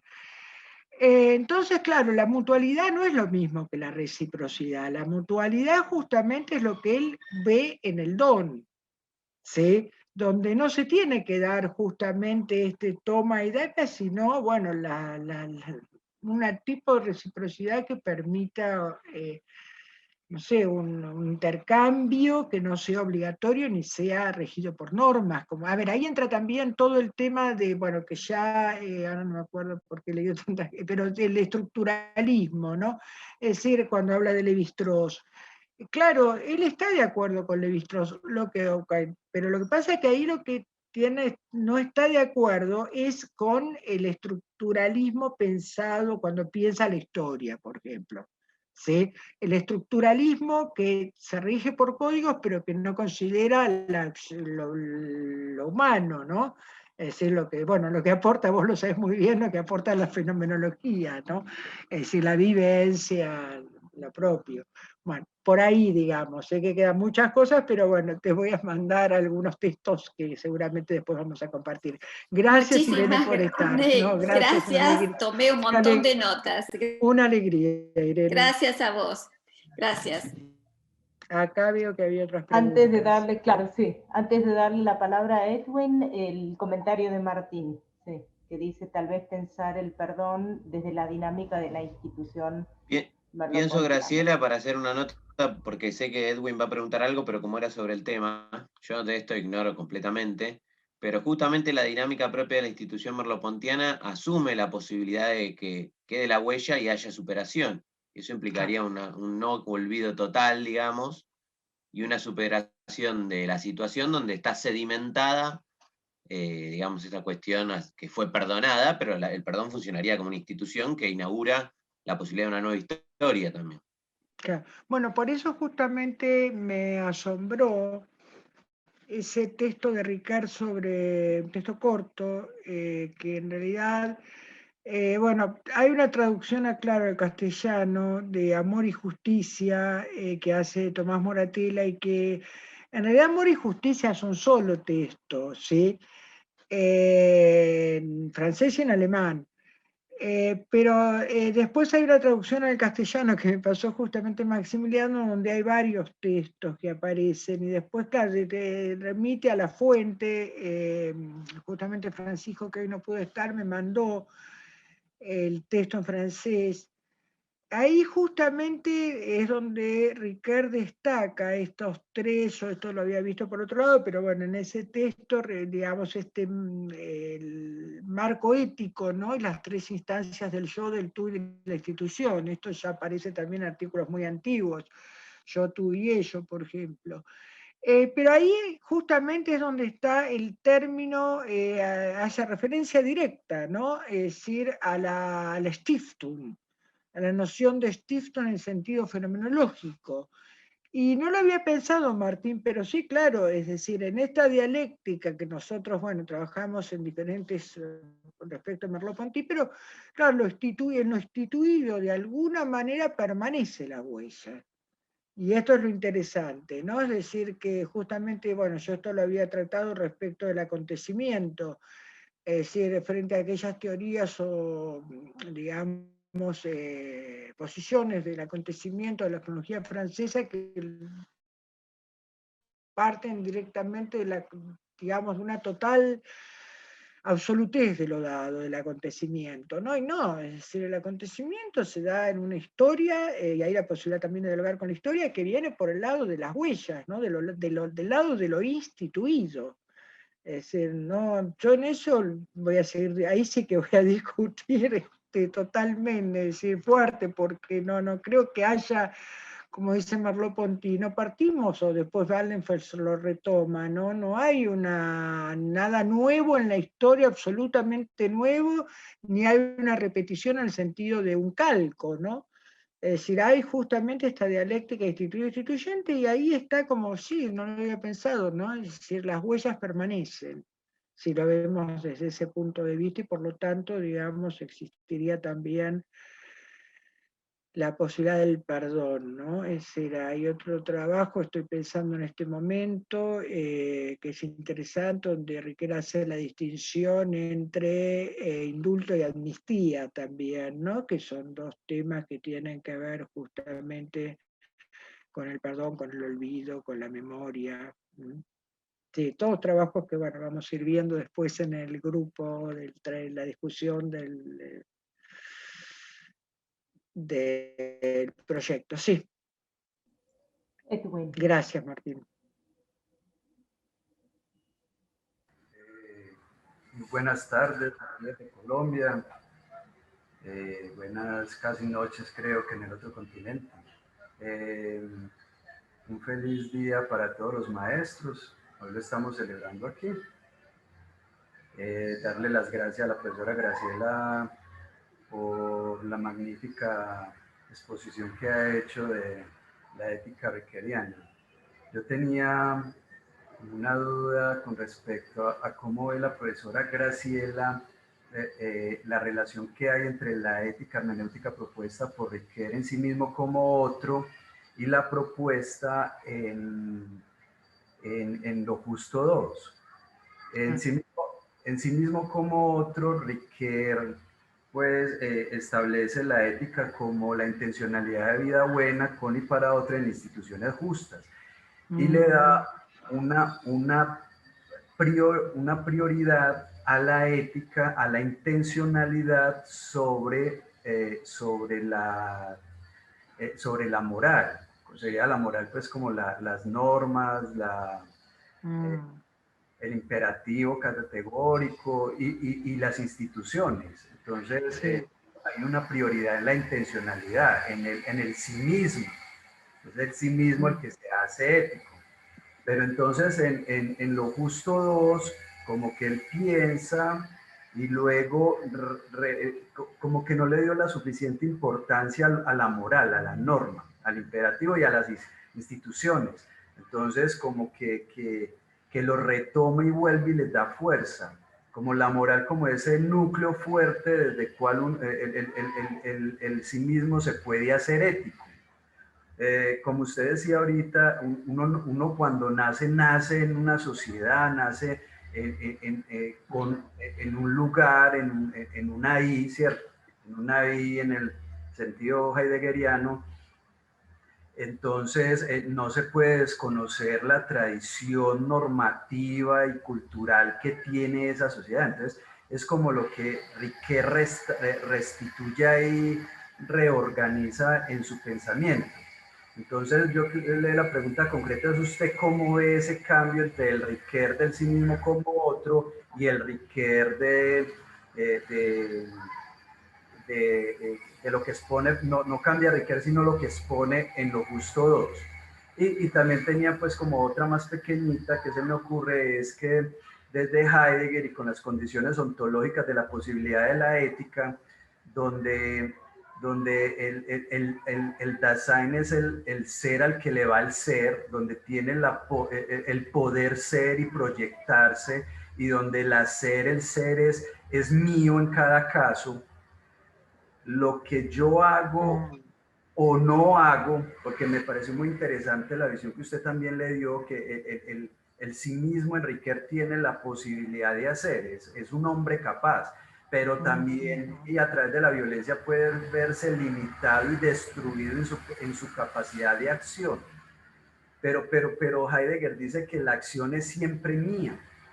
Entonces si en el actuar se podrían considerar acciones intencionales que se puede responsabilizar en sí mismo, y si hubiese otras que no son intencionales, que se dice no se puede responsabilizar, o sea, ¿en qué situaciones no se podría imputar al sí mismo de su acción? ¿No? O sea, ese núcleo ahí me parece muy fuerte, muy problemático. Muchas gracias a todos. No, gracias a usted. La verdad que la pregunta es muy compleja. Voy a tratar de por lo menos dar así 2 o 3 lineamientos, ¿no? Desde la lectura que tengo de Riquet, que ya aclaré que no soy especialista, ¿no? Es en el sentido que tengo una lectura de como puedo tener de Merleau-Ponty, por ejemplo. Pero bueno, sí me interesan los aspectos comunes, digamos, sí me interesa el tronco fenomenal, digamos, fenomenológico de ambos. Eso es lo que me lleva a trabajar a Riquet. En primer lugar, Riquet mismo ve, después de haber escrito sí mismo como otro, él mismo se da cuenta de de lo que había dejado, digamos, abierto y de lo que había dejado sin trabajar en una palabra en sí mismo como otros, ¿sí? Por ejemplo, un tema, usted señala, digamos, el tema, es decir, de la ética, ¿no? Que prácticamente en el trabajo de sí mismo como otro, esos 3 artículos constituyen, uno los puede, como él dice, puede leerlos separados, constituyen una pequeña ética. A ver, voy por parte. Señala esto, ¿no? Es decir, él ve, por ejemplo, un problema que ve Riquet en sí, después vuelvo a la ética, pero un problema que ve Riquet en sí mismo como otro, que no ha tocado el aspecto social del sí mismo. ¿Sí? Esto lo va, por eso, digamos, el libro del reconocimiento, ¿sí? Justamente vuelve sobre el tema, vuelve a presentar el tema de las capacidades del sí mismo, ¿m? Pero agrega un punto central, y ahí entonces toda la discusión con Honneth, sobre el reconocimiento, el aspecto social del sí mismo. Esto me parece central. Luego, un poco viendo hacia adelante, ¿no? Después de sí mismo. Luego otro aspecto que es, por ejemplo, lo que usted señala respecto en los textos de lo justo, una que a mí yo no incluso si ustedes releen la conferencia no hay así un punto específico, ¿no? Hay referencias, pero no, es el tema de la justicia, ¿sí? Es decir, ese es un aspecto que creo que sí está en sí mismo como otro, sobre todo el estudio noveno, pero que ya después hay textos específicos, digamos, o textos en los que ya digamos, no contrapone, entra más directo en lo que es la noción de justicia en Aristóteles o en Rawls, ¿no? Es decir, dialoga con Rawls y busca, ¿no es cierto?, es decir, toma cosas de Rawls y a su vez también pone diferencias. Entonces me parece que pasa por ahí, y pasa sobre todo, si mal no recuerdo, usted dígame por favor, en Lo Justo 2 es donde él pone ejemplos, ¿no? Sí, Lo Justo 2 no está con el micrófono cerrado, pero sí, toma ejemplos de, por ejemplo, casos de bioética, un caso de un juicio, en un tribunal. Es interesante porque esto no había aparecido en otros textos y creo que justamente una posibilidad, y habría que trabajarla más a fondo, es el texto de Amor y Justicia, porque ahí es donde busco una mediación entre lo que preguntaba recién, bueno, ya no recuerdo, pero sí, entre reciprocidad y mutualidad, ¿no? Es decir, en ese texto Amor y Justicia se entrecruzan estas dos posibilidades, ¿no? A ver, ¿qué otra? No sé. Me decía lo de la intencionalidad. Vuelvo a la pequeña ética en sí mismo como otra. En realidad, el camino que hace en esa pequeña ética de la intencionalidad de la vida buena, unos con otros, en instituciones justas, está regido, son 3 momentos, ¿no? Pero 3 momentos en los que, digamos, que hay que tener, creo que hay que tener en cuenta todo el movimiento, porque la intencionalidad quizás, bueno, primero, ¿no? Es decir, antes que nada, Riquet es muy clásico fenomenológicamente, ¿no? Y ha sido un excelente lector de Husserl, y todos sabemos que Ideas 1, ¿no es cierto?, es la mejor traducción, digamos, tengo entendido al francés, y bueno, no abandona presupuestos fenomenológicos, incluso más, el mismo, digamos, hay como una ida y vuelta, por ejemplo, sobre todo cuando trata el tema del otro, Es decir, entre lo que llama un Husserl idealista, trascendental, y un Husserl, digamos, más del lado de la crisis, de la historia, bueno, es decir, hay como una especie de, en el mismo, pero es clásico, ¿no? Es decir, los presupuestos fenomenológicos están presentes, y el tema de la intencionalidad está presente. Ricard, por ejemplo, no es, a ver, por decirlo en este momento, no es Henry, por ejemplo, ¿no? Es decir, donde hay una crítica muy fuerte a la noción de intencionalidad en el sentido husserliano. Es decir, Riquet es como, por eso a mí me gusta trabajarlo juntos, es como Merleau-Ponty, es un clásico, ¿sí? Es decir, conciencia es conciencia de algo, lo que se da el cuerpo y mundo, ¿no es cierto? Es decir, son correlatos. Ahora, ¿qué pasa en el caso de la ética? El caso de la ética es para mí llamativo, pero es interesante marcar el dinamismo que hay en esos tres estudios, porque él parte en el séptimo, donde justamente trabaja el tema de la amistad, la estima de sí, la solicitud, hay parte de la ética aristotélica fundamentalmente, ¿sí? Para tratar el tema de la filía. Luego de ahí, de la estima de sí, va al respeto de sí.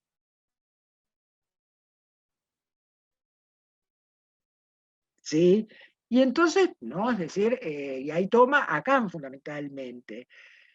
Pero el tema kantiano de la universalización le trae problemas también a Ricard, ¿no? El tema de los imperativos categóricos y los términos, ¿no es cierto?, respetando los términos kantianos, le trae a Ricard problemas. Y entonces, ¿por qué le trae problemas? Porque, bueno, porque hay situaciones conflictivas, ¿sí? Es decir, a ver, ¿qué hago en este momento? Por poner un ejemplo muy en boga, ¿no? Si están las terapias ocupadas, si hay una operación de gravedad, ¿qué hago? ¿Saco a la persona que está por COVID en una terapia o opero el de gravedad al que se está muriendo? Bueno, es una situación, un ejemplo muy de la bioética, ¿no? Es decir, que esto ya son estas situaciones conflictivas, donde Riquet entonces vuelve, cuando se le plantea esta cuestión, y la ve con mucha claridad, vuelve a la ética en el sentido aristotélico, a Hegel fundamentalmente, y a la ética en el sentido aristotélico, es decir, porque vuelve a la noción de sabiduría práctica, ¿sí? Vuelve a la frónesis, es decir, a ver, claro, lo que pasa es que es muy fácil decirlo y después hay que hacerlo, pero justamente yo creo que la educación debería pasar por ahí, ¿no? En todos los ámbitos profesionales, por esta cuestión de la sabiduría práctica. Y ahí entonces, pero no veo que haya problemas, no sé, digamos, usted lo ve más, ve un problema con el tema de la intencionalidad en sí mismo como otro. Yo no lo veo tan conflictivo, no sé, digamos, quizás no lo entendí muy bien, si quiere, digamos, continuar o ampliarlo. No, está claro, pero lo que yo observo es que Riquet en sí mismo como otro da una prioridad, digamos, absoluta a la intencionalidad, a la ética. Pero entonces en Lo Justo 2, él dice, bueno, pero una ética ¿sobre qué? Entonces él en Lo Justo 2 dice, yo para ser ético tengo que tener como un río arriba y río abajo, ¿cierto? Yo para hacerme un sujeto ético, un sí mismo ético, ¿cierto? Yo debo ir a la norma, debo conocer la norma. Debo tenerla en cuenta en mi deseo y en mis decisiones. Y luego río abajo, entonces voy a lo que usted acaba de decir, a las situaciones complejas de la vida donde la norma no te la resuelve. Sí, ahora entiendo. Sí, ahora entiendo bien su pregunta, es decir, en última instancia la ética debe estar, por eso, bueno, cuando él dice el momento preético del Evangelio, ¿no? Es decir, la intencionalidad o la ética debe estar, digamos, de alguna manera tener un exceso y una anterioridad, ¿no? Es decir, a esto se está refiriendo, lo veo yo, por lo menos yo ahora lo veo por ese lado, ¿no?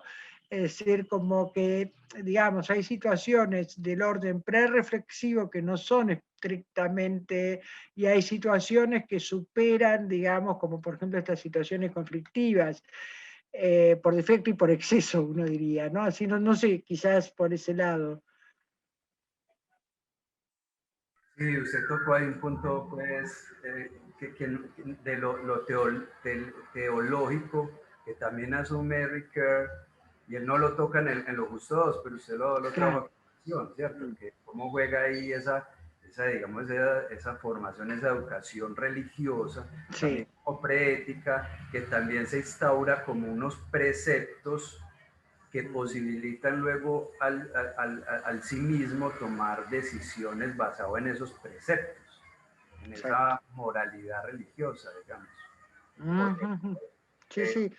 Teológica. Exacto. De ahí la interpretación, ¿no es cierto?, de la regla de oro desde el punto de vista teológico. Es decir, en general, yo lo veo así, la lógica de la sobreabundancia y la lógica del don, él la ve desde lo teológico, fundamentalmente. Sí, sí, eso es cierto. Bien. Bueno, muchas gracias. Por favor, gracias a usted. Bueno, perdón. Y lo otro era, todo cortico, era lo de la intencionalidad, con lo de la... Si siempre en el actuar se podría considerar al sujeto o al sí mismo como responsable de su acción, al cual se le atribuye la acción, se le imputa la responsabilidad, o si habrían casos en los cuales el sujeto no actúa intencionalmente, si se podría hablar así. Yo lo vería desde Heidegger, que es que Heidegger, el ser, el Dasein es el ser al que le va el propio ser. Claro. Sí, la Gemeinlichkeit, sí. La Gemeinlichkeit. Entonces el sí mismo siempre debe hacerse responsable de su acción. Claro. Y ahorita se tocaba el tema, incluso por algunos de los compañeros, de que habrían momentos en los cuales el sí mismo no sería imputable, no se le podría demostrar o adscribírsele una determinada intencionalidad frente a una acción. Entonces, claro, estoy pensando que en realidad son dos registros diferentes, me parece. Yo estoy pensando en la intencionalidad en sentido fenomenológico y usted está pensando en la intención de la acción. Sí, claro. Ahora me doy cuenta, claro. Es decir, claro, la intencionalidad de la acción. Pero bueno, en ese punto yo, digamos, me paro del lado de Merleau-Ponty, de la crítica, sobre todo es, digamos, que con las buenas intenciones no llegamos, no vamos lejos, ¿no? Con la ética, digamos, de la caridad y de las buenas intenciones no es suficiente.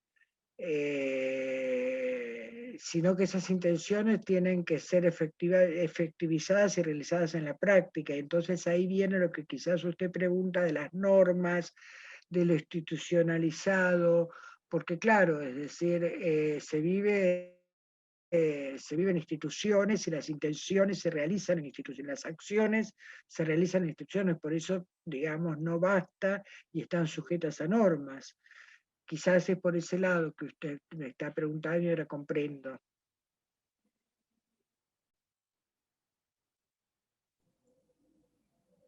Graciela, hay un agradecimiento de Jorge Lucero por la exposición. Y bueno, ese es el último Maxi está levantando la mano, veo.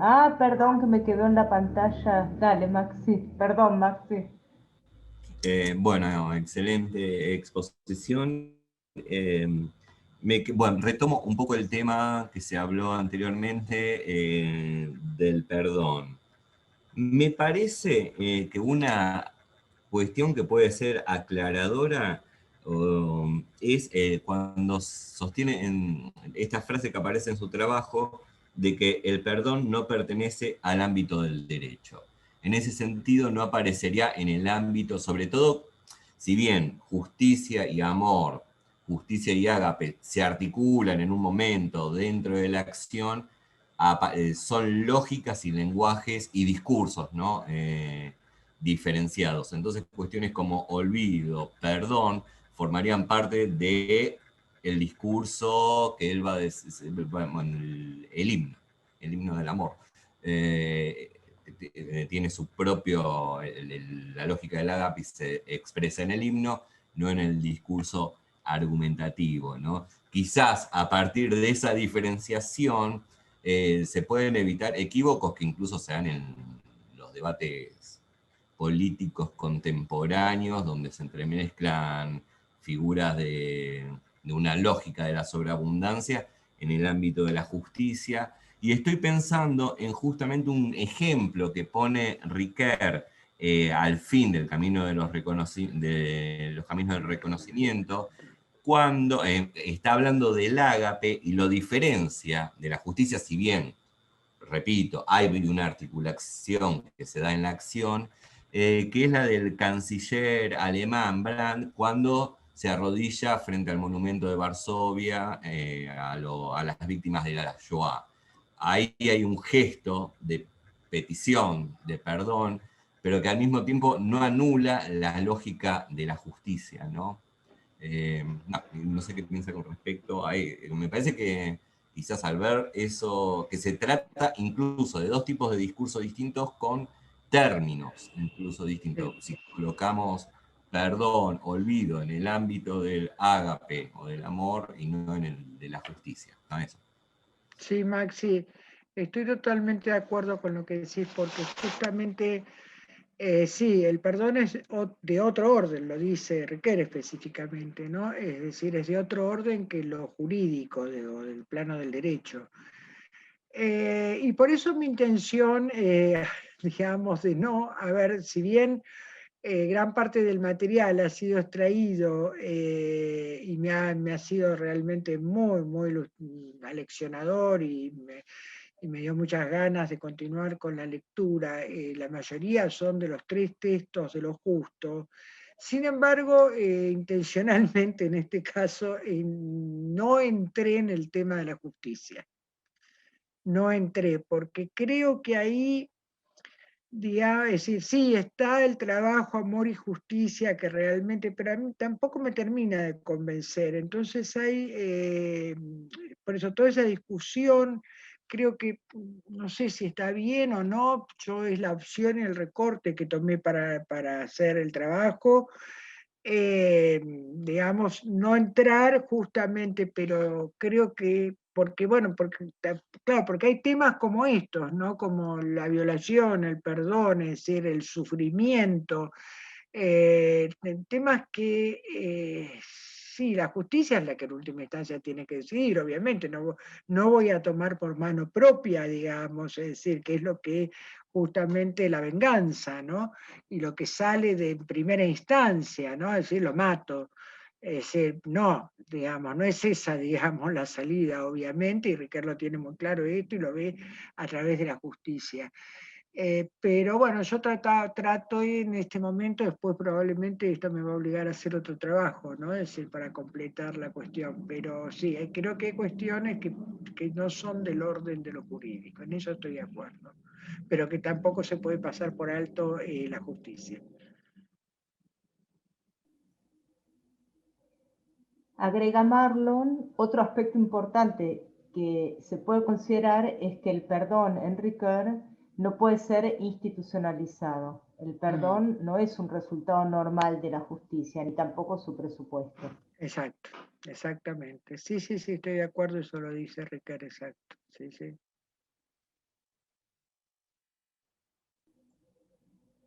Bien, estamos casi sobre la hora de finalización. No sé si hay alguien más que quiera hacer alguna pregunta o comentario. Yo, si es posible, solo un comentario muy rápido. Sí, cómo no. Quizás a partir de Ricoeur, porque hasta donde entiendo, al menos no hay de forma explícita una reflexión de Ricoeur sobre la educación o sobre la filosofía de la educación, pero en una parte de la exposición, no sé si estaba escrito o fue un comentario suyo, Graciela, mencionó el sentido pedagógico del poder decir. Sí. Y a mí me parece que ahí podría haber una pista para pensar no solo en nuevos sentidos del educar en este contexto de crisis educativa, sino también para pensar alguna figura intermedia en donde se puedan dar estas dos lógicas de las que estamos hablando. Desconozco si Riquel lo tematiza específicamente, pero si no, me gustaría conocer su opinión al respecto, digamos, ¿no? ¿Cómo puede la educación, o cómo puede aportar esta reflexión a la cuestión educativa? Sí, vos sabés, Luciano, que muy buena tu pregunta, y yo misma quedé así como atenta, porque en varios de estos textos aparece justamente el carácter, no, yo tampoco, digamos, sí, sé que hay muchos temas, por ejemplo, en la materia damos con Maxi el educador político, la figura del educador político, que creo que es muy interesante, ¿no? Pero porque no se refiere solo a lo estrictamente pedagógico al educador, sino todo aquel que ejerce una actividad, ¿no es cierto?, en una sociedad, en una iglesia, en un club, digamos, en un partido político, es educador. Ahora, lo que a mí me llamó la atención es en estos escritos, lo que vos advertís, que es este carácter pedagógico. Lo dice claramente respecto del Evangelio, pero por ejemplo, creo que insisto en no estoy de acuerdo. A ver, hay dos trabajos que volví a releer anoche porque me parecen muy, que me dejaron pensando, que es que cité, Autonomía y Vulnerabilidad, y el otro que también me parece muy rico es Sanción, Rehabilitación, Perdón. ¿Sí? Están en distintos, ahora no me acuerdo bien, pero están en distintos textos de lo justo, ¿no? Ahí justamente señala, y después lo relacioné con el tema de lo intolerable, que una primera cuestión pedagógica respecto en estas situaciones es, y que se tiene que hacer pública, es la indignación. ¿Sí? Es decir, frente a un hecho de violencia, digamos, la primera reacción que uno tiene que tener presente, pero así, digamos, incluso sería ideal que se adquiriera, digamos, se pudiera encauzar pedagógicamente, es este sentimiento, ¿no? Este sentimiento de que no está bien, ¿no? Es indigno, es intolerable. Y eso, por ejemplo, lo señala como un carácter en este sentido, ¿no? En el sentido pedagógico, por ejemplo, o esto en este otro caso de lo que implica el Evangelio, el carácter pretético, pedagógico del Evangelio. Creo que ahí tiene, digamos, es decir, encuentra muy bien, ¿no? Es decir, tiene una formación teológica, digamos, es decir, obviamente. Lo bueno también que tiene que no mezcla, ¿no? Él mismo dice, pero evidentemente, claro, yo creo que en todas como decía recién, en todas las religiones, hay una enseñanza, digamos, bueno, que puede orientar, ¿no? Es decir, a la ética. Que quizás tendría que ser más trabajada, eso es cierto, que quizás pedagógicamente, por lo menos así, en la enseñanza, si no sé, quizás te referís directamente, ¿no, Luciano? Muchas gracias.